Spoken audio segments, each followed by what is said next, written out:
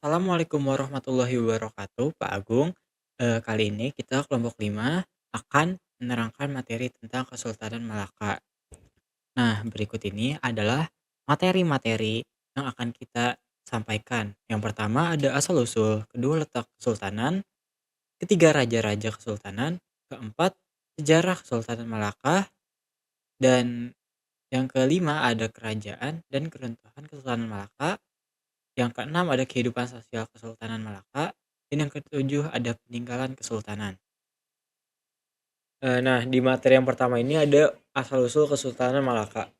Kesultanan Malaka berdiri di Semenanjung Malaya pada abad ke-15 Masehi.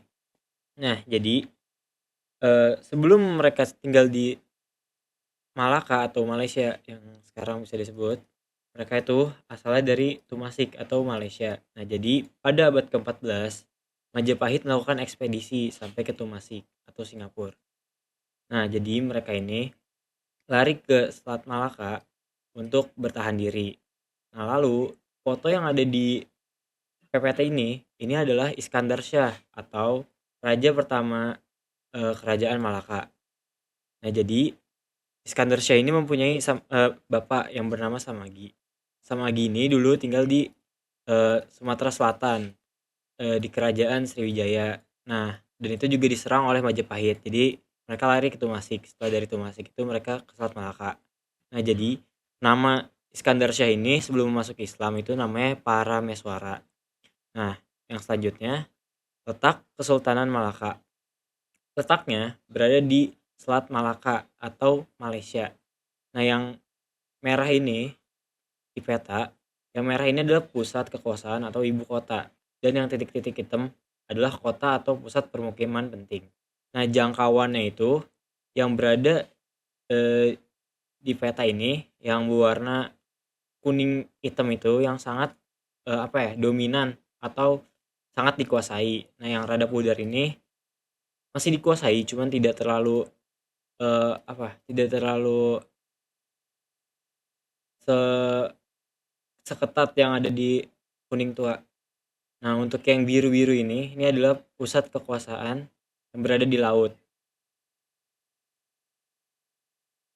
Selanjutnya ada raja-raja pada Kesultanan Malaka. Yang pertama ada Sultan Iskandar Shah atau Parameswara. Ia menjabat sejak 1396 sampai 1414 Masehi. Yang kedua ada Sultan Muhammad Iskandar Shah. Ia menjabat sejak 1414 sampai 1424 Masehi. Yang ketiga ada Sultan Muzaffar Shah sejak 1424 sampai 1458 Masehi. Yang keempat, ada Sultan Mansur Shah. Ia menjabat sejak 1458 sampai 1477 Masehi. Yang kelima, ada Sultan Alauddin Shah. Ia menjabat sejak 1477 sampai 1488 Masehi. Yang terakhir, ada Sultan Mahmud Shah sejak 1488 sampai 1511 Masehi. Kita ada sejarahnya Malaka. Yang pertama ada Iskandar Shah menyadari dibutuhkan pengakuan dari kerajaan lain.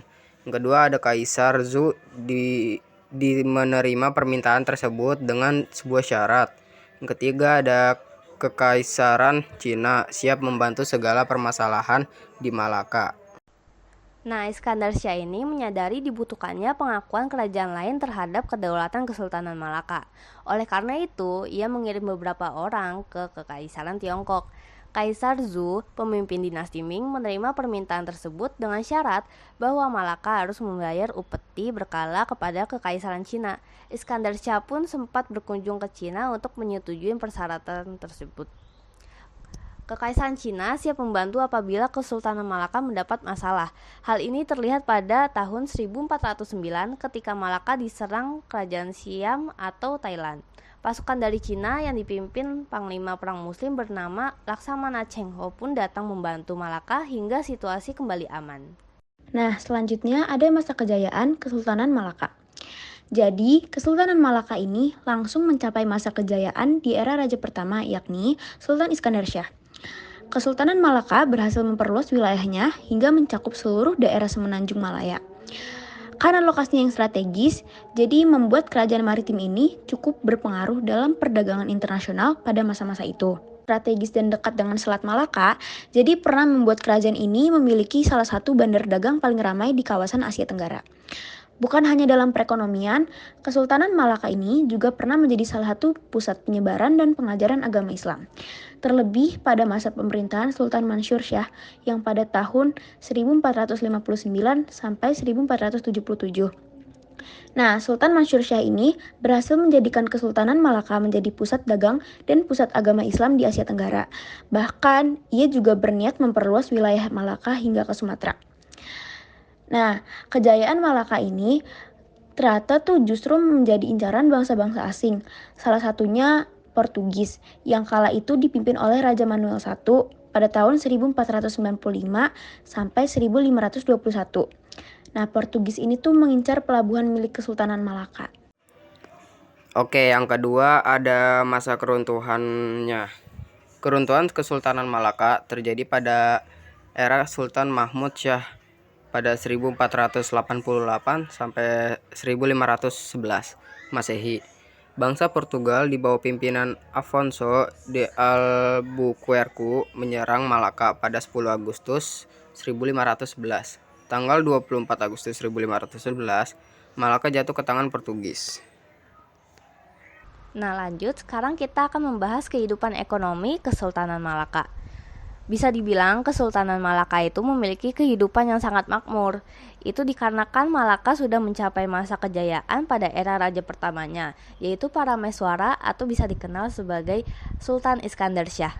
Tidak hanya itu, Kesultanan Malaka juga memiliki cangkupan wilayah yang luas dan strategis. Nah, mungkin ada yang nanya kenapa Kesultanan Malaka itu udah bisa makmur di awal berdirinya kesultanan tersebut. Nah, untuk mengembangkan kehidupan ekonominya, Kesultanan Malaka itu membuat peraturan dan memungut pajak penjualan dan bea cukai. Kedua hal itu mampu memberi sumbangsi yang begitu banyak terhadap pemasukan kas negara. Nah, hal penting lainnya yang dimiliki Kesultanan Malaka adalah berupa undang-undang laut yang mengatur perdagangan dan pelayaran di wilayah kekuasaannya. Nah, jadi jika ada yang dagang atau yang lewat di laut wilayah kekuasaannya, mereka akan dikenakan pajak. Oke, yang ketiga ada peninggalan Kesultanan Malaka. Yang pertama ada peninggalan Masjid Johor Bahru. Masjid yang pembangunannya menghabiskan biaya sekitar Rp40.000 Malaysia ini merupakan salah satu peninggalan sejarah yang menunjukkan kebesaran Kesultanan Johor pada masa lalu. Saat ini, Masjid Sultan Abu Bakar merupakan salah satu warisan sejarah yang dilindungi oleh Kerajaan Malaysia. Yang kedua, peninggalan Mata Uang Malaka. Mata uang yang merupakan peninggalan dari akhir abad ke-15 dan benteng A Famosa yang merupakan bukti penaklukan Malaka oleh pasukan Portugis. Yang ketiga ada peninggalan Masjid A Famosa. Menurut catatan sejarah, pada tahun 1513 terjadi pertempuran yang besar di mana Patiunus atau Patiunus melakukan penyerbuan terhadap bangsa Portugis di Malaka. Saat itu usia Patiunus masih 25 tahun dan telah selesai menyerbu Malaka pada serangan pertama. Sekian, terima kasih. Sekian presentasi dari kelompok kami akhiri. Wassalamualaikum warahmatullahi wabarakatuh.